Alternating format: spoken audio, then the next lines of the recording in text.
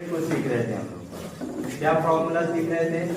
फॉर्मूले में सीख रहे थे कि अगर हम देखें, अगर ये हमारे गोले का केंद्र हो तो केंद्र में चारों तरफ हमारी त्रिज्या ही त्रिज्या होगी, क्योंकि वृत्त से बना है, अर्धवृत्त से बना है, तो चारों तरफ त्रिज्या ही होगी, उसमें ऊंचाई भी त्रिज्या ही का काम करेगी।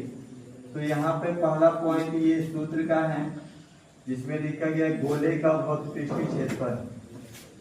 क्या लिखा गया है?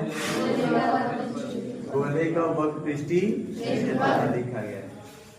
अब वक्रपृष्ठीय क्षेत्रफल को शॉर्टकट में CSA कहते हैं, और यहाँ C का फुल फॉर्म कर्व है और S का सरफेस है और A का एरिया है।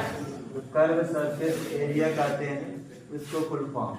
अगर आपको इस तरह से पूछा गया, अगर इंग्लिश मीडियम में आप पढ़ते हैं तो ऐसे पूछा जाता कि CSA ऑफ स्फीयर बताना पड़ता।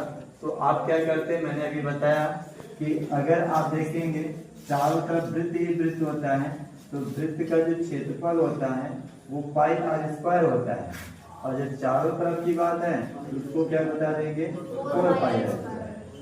अगर किसी में यह कह देता कि गोले का नहीं, आप अर्ध गोले का बता दीजिए, अगर कह देता, क्या कह देता? अर्ध गोले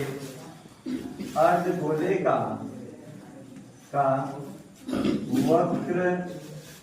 वक्र पृष्ठीय क्षेत्रफल। आप समझ लीजिए कितनी अच्छी बात है, दोनों एक साथ आप सीखेंगे। अगर अर्धगोले की बात करते हैं तो इसको कहा जाता है सेमी स्फीयर, इसका नाम पड़ जाता है सेमी स्फीयर होता है। और सेमी स्फीयर का अगर CSA पूछा जाए, क्या पूछा जाए? CSA पूछा जाए तो हम लोग को क्या दिक्कत है? हम लोग जो इसका जानते हैं उसका आधा कर देंगे। भाई ये पूरा गोला है, और जब अर्ध गोले की बात करेंगे वो पृष्ठ का, तो उसका आधा कर देंगे।